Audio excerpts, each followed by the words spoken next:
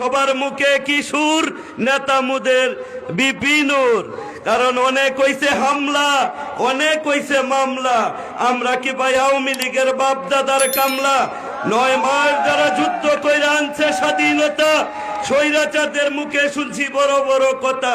যখন দেশে যুদ্ধ করে ভারতের সাথে বাউ, দেশ হইয়া টাঙ্গায় তো আবার 22 লম্বা নাও। দেশটা যারা নষ্ট করছে, করছে নানান যুক্তি। বাংলাদেশটা নষ্ট করার জন্য ভারতের সাথে চুক্তি।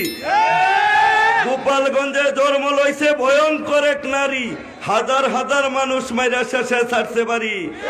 মানুষ হইয়া মানুষের দুঃখ সবাই দেখতে চাইয়া, তার বুকে ছিল না রে ভাই একটুখানি মায়া।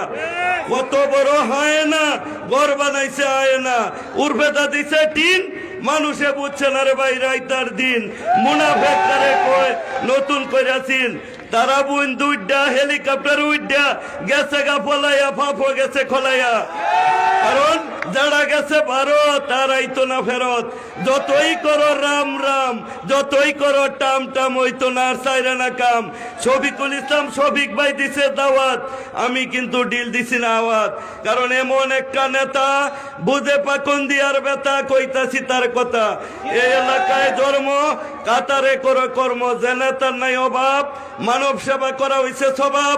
ইনশাল্লাহ তোমরা আগামীতে দিবা জবাব।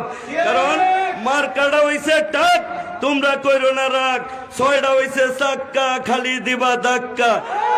ভিতরে বরম হাওয়া, এই সুবিধা হইব যাওয়া। এই কারণে শফিকুল ইসলাম ভাইয়ের লেগে আমার কিশোরগঞ্জ হওয়া।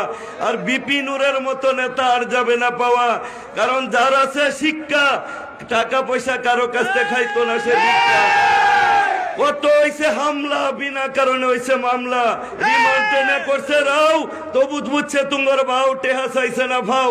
খালি একবার তোমরা সবার মুখে একই সুর, নেতা মোদের বিপিনুর। এটাই আমাদের কথা। আজকে হয়তো তুমি জানো আমি বাংলার কবি, অন্তরে লালন করি এই নূর ভাইয়ের ছবি।